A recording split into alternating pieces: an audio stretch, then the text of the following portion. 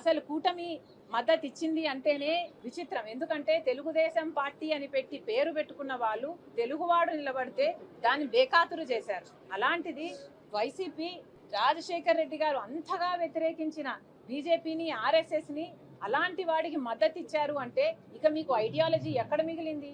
మీ పార్టీకి ఒక అజెండా, ఒక జెండా అంటూ ఎక్కడ మిగిలింది? జగన్మోహన్ రెడ్డి గారు సమాధానం చెప్పాలి. అసలు జగన్మోహన్ రెడ్డి గారు చేస్తున్నది రాజకీయ వ్యభిచారం కాదా? ప్రజలను ఎందుకు మభ్యపెడుతున్నారు? మీరు కూడా అక్రమ పొత్తు పెట్టుకొని అదే బీజేపీ కూటమిలో చేరిపోలేదా? మీరు కూటమిలోనే ఉన్నారు. ఈ రోజు మీకు అర్థమవుతుందో లేదో కానీ ప్రజలకు మాత్రం అర్థమవుతుంది. ఈ రోజు బీజేపీలో ఒక తెలుగుదేశం, ఒక జనసేన మాత్రమే లేదు. కూటమిలో బీజేపీతో పాటు వైసీపీ కూడా ఉంది. కూటమిలో అఫీషియల్ గా వైసీపీ కూడా చేరిపోయింది. మరి ప్రజలను ఎందుకు మభ్యపెడుతున్నారో జనాలకు సమాధానం చెప్పాలి జగన్మోహన్ రెడ్డి గారు. నిజంగా మీకు దమ్ముంటే అవును మేము బీజేపీకి తోక పార్టీయే, తొత్తు పార్టీయే అని జగన్మోహన్ రెడ్డి గారు ఒప్పుకోవాలి.